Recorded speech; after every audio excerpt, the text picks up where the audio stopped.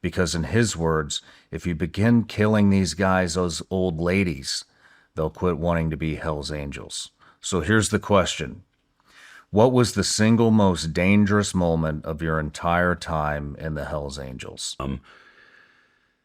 I think the most dangerous times I would have to say was, with all them bombings that were going on. You just flipped the ignition and the car was going to blow up. You opened up a door, the door was going to blow up. He opened up the trunk of his vet and grabbed this big stick with a mirror on it. And at 290 pounds, I'm down on my knees looking at all the wheel wells and stuff like that. They probably thought I was a lunatic, right? Like, what is this guy doing? Could you imagine grocery shopping, waiting for your wife, and I come out and do all that? You're like, what is this knucklehead doing, right? You literally did that Yes. every time? Yes. Holy shit. Yes, because we never knew. What if I went in the gym for I trained for 2 hours. I come out and that gym parking lot's wide open. The gym was in big parking lot. Big had also stores around it.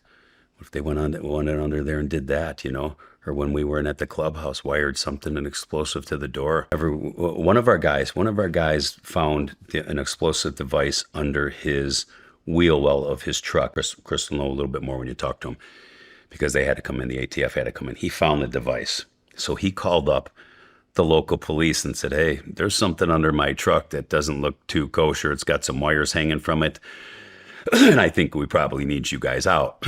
Well, they called the ATF out. They had to come out, and with their bomb squad, they had to build a perimeter around this because they couldn't, I believe, if I'm saying it right, they couldn't detach it, and they hit it with a water cannon to blow it up.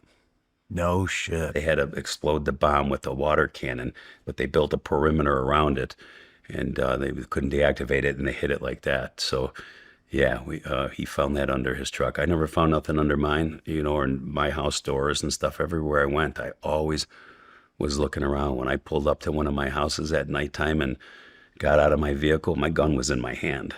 It wasn't ready for me to pull out. It was in my hand with one in the chamber and the hammer back in the day, ready to go in case they were hiding in the bushes or wherever they were. Mm-hmm. So, I think that the most dangerous times for me is when all them bombings started, because now it could have came from anywhere,